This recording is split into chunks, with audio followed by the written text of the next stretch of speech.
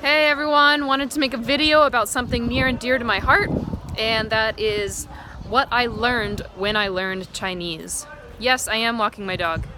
Philo, Philo, Philo. Come here, love. Okay. First thing. Okay. Back up. I've been learning Chinese for 12 years, and I started when I was 18. I started my freshman year in college, and at that time there were 60 people in my freshman college class, my Mandarin class. I was probably the worst, if not among the worst, in terms of grades. I didn't seem to get the language. I struggled. I couldn't concentrate. And the first semester I got a C minus maybe. Then fast forward a few years, and I'm one of the only ones left in the class. And fast forward a few more years, I'm the only one in that class who's in China. Out of the 60, I'm the only one who's still here in China. So, you tell me, who has the best Chinese? Okay, I don't know, because I don't know what they're up to. Maybe they're still studying, I don't know. But probably not. Like, it's probably me, just because I've lived here 8 years now, and I've had a life in China. Like, I have Chinese friends. I've dated Chinese guys. I've worked in a Chinese office.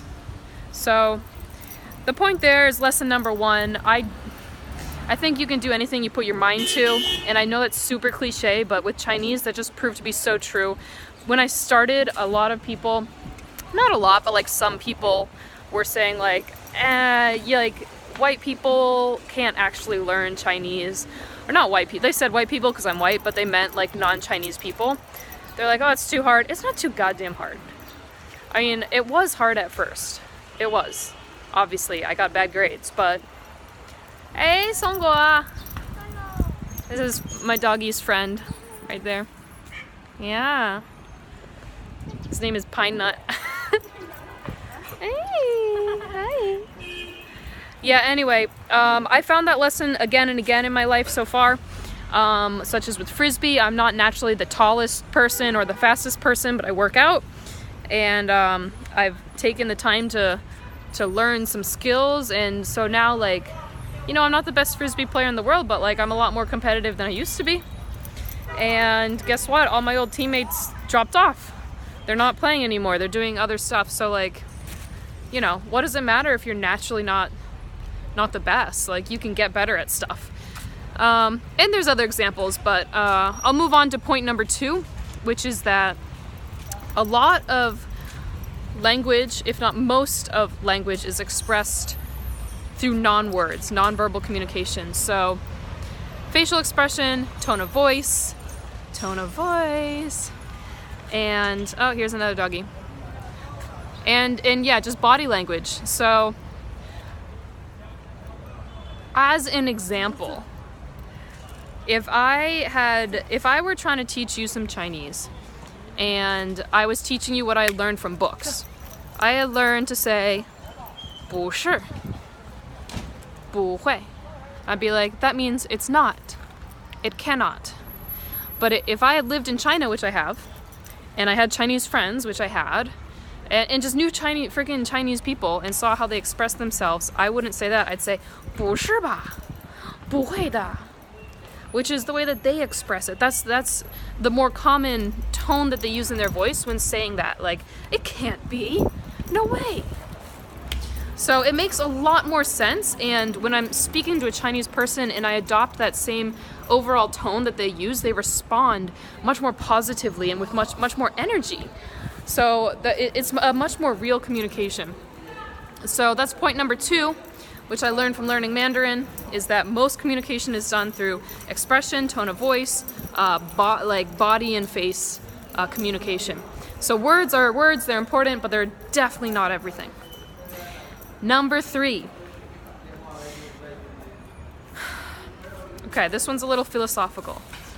Is that... Hold on, I gotta pick up my dog shit. I can't stop the video because I don't like editing. Alright. Point number 3 is that language shapes the way people think. And vice versa. The way people think also shapes language. But, oh, okay.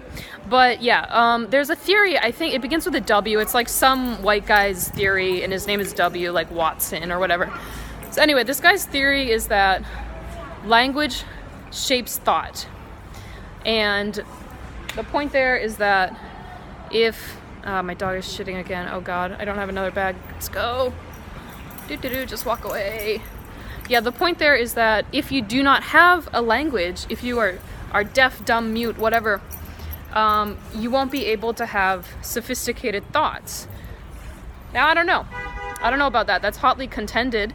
But what I have seen from learning Chinese is that, crazy dog, is that the way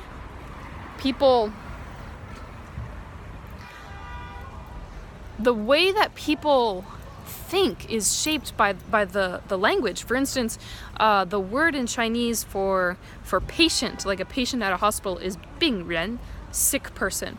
But not everyone at a hospital is sick. But the implication is that, oh, I'm gonna go to the hospital, 我去看病. I'm gonna go, look. It's literally look at my illness, and I'm gonna be a 病人. I'm gonna be a sick person. Like, there's kind of a bit of a stigma there, and it's treated very seriously if you say you're ill. It's not like, oh, I have a cold. It's like, oh, you're sick. What's wrong? And that's a cultural difference, but that's an example of how language affects how people think. I also want to speak about how the way people think shapes their language. So as an example, when people are like, how do I learn Chinese? Or when they're saying, oh, I want to learn Chinese, but just speak. I don't want to learn how to do the characters. That looks too hard. I'm like, are you crazy? That's like there's no analogy in English, but the characters are Chinese. Like Chinese is the characters. If you do not, Chinese people think in characters. And if anyone out there knows Chinese, I'll just give an example. We Westerners learn pinyin because we understand alphabets, and so that's the easiest way for us to learn Chinese, is to learn pinyin. Guess who doesn't give a shit about pinyin? Chinese people. So if you hear someone say, like, 我下楼, like, I'm going downstairs, and you misheard them. Let's say you heard them say, like, I don't know, like, 我下楼, and it's like a different meaning. The reason you misheard it is because you're thinking in pinyin. I don't know, did I just misspeak? Anyway, if you misheard it, it's because you're thinking in pinyin, not in characters. So when there are characters that sound similar but are completely different meanings, like, Chinese people don't get as confused because they're like, no, those are different characters. Like, they're thinking in the characters. But you, my Western friend, you're thinking in the alphabet, in pinyin, and that is not how people think here. So once I started to think in characters, which was about 5-6 years into learning Chinese, instead of thinking in like, oh, this is first tone, second tone, or like this is spelled, Beijing is spelled B-E-I-J-I-N-G. It's like, no, Beijing is spelled like that. Then, I got like a breakthrough in Chinese, and I felt like I could communicate much more on Chinese people's levels. So those are the 3 things. I'll recap. 1, you can do anything you put your mind to. Natural talent be damned. 2 is that most communication is done through expression of body, face, tone, and not through the words that you select.